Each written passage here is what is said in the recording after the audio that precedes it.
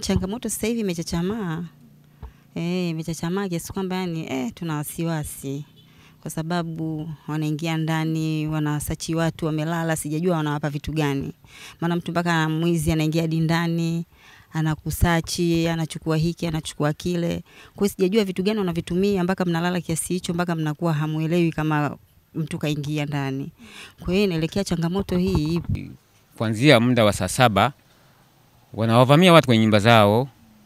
Nafikiri wakati mwingine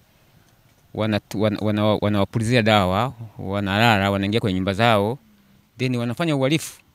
Na kwa takwimu wameshafanya uhalifu zaidi ya nyumba 15 kwenye eneo hili la Kibese.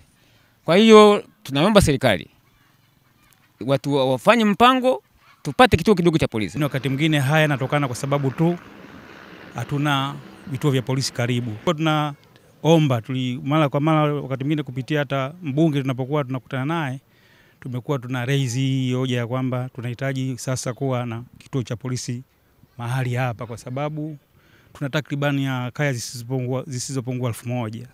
Kwa hiyo ni wazi unapokuwa kwenye population ya watu wa kiwango hicho, basi na uhalifu pia unakuwa mwingi. Mpiji Magoe, hali ya ulinzi na usalama ipo, lakini katikati hapa tumepata na changamoto nyingi ya kuvunjiwa pamoja na kuibiwa. Kipekee tushukuru jeshi la polisi, OCD pamoja na polisi kata ambaye haya tunafanya naye kazi usiku kucha. Tuna vikundi vya sungusungu ambavyo vinarinda, viko kama 5, lakini changamoto kubwa wananchi kuto kuchangia fedha kwa ajili ya walinzi ambao wanawalinda kuwalipa. Hivyo unafanya kwamba ulinzi kudorola.